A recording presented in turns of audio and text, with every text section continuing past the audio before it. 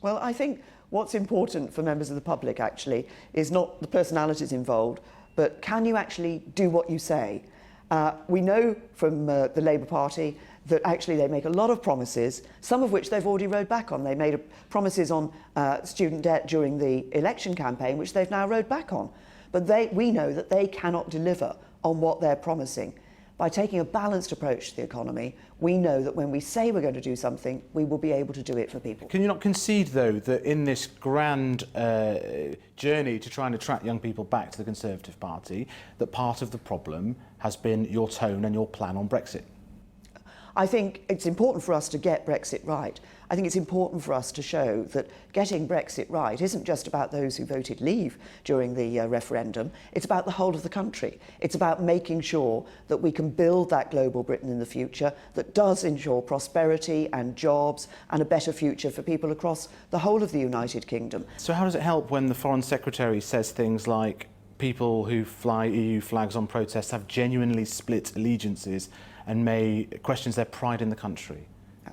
What is important is that we build the global Britain that can ensure that everybody can see a better future in this country. There have been strong feelings on this issue of Europe, and I recognise that. But the job of government now is actually getting on with the negotiations and ensuring that what we get out of this is the right deal for the UK. But questioning the patriotism of young people, some of whom are protesting, how does that help you with young people?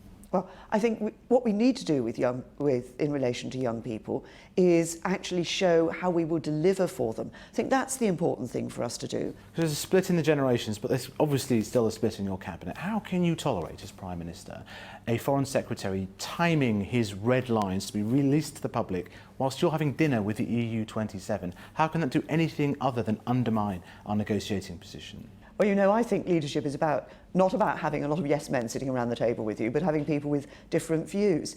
But I also would say this to you, that there's a lot of focus in conversations about the Foreign Secretary's job, about this job in the Cabinet, that job in the Cabinet.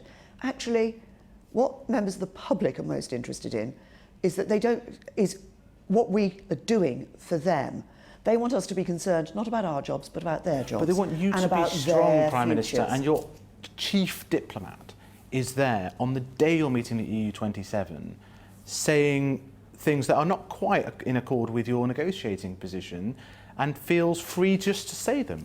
No, but as I say, actually, leadership isn't just about being surrounded by yes men. And what is important for this country is, if you look at the EU negotiations, I negotiate with EU leaders, David Davis negotiates with Michel Barnier. The government's position is very clear because it was set out in the Florence speech. Boris was part of the cabinet that agreed that position in the Florence speech.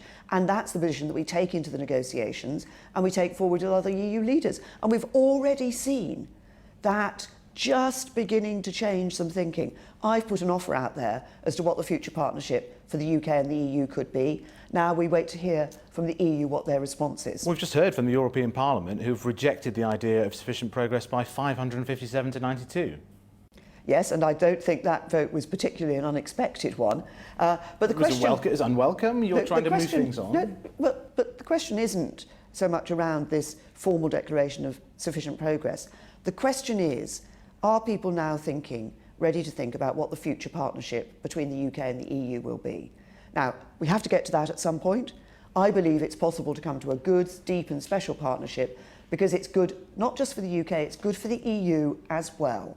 And what I hear is that people are starting to think about that. One of the primary aims of a Prime Minister will be to unite a country that was divided after the referendum. Do you look at the country and actually see it as more united now, out there in the public, in your cabinet, in your party, from when you became Prime Minister? Because it doesn't seem like that. I think there are divisions in our country. I think there are divisions between young and old.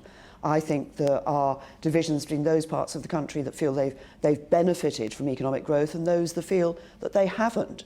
That's why what we're talking about this week is building a country that works for everyone. Are you prioritising your party over the country?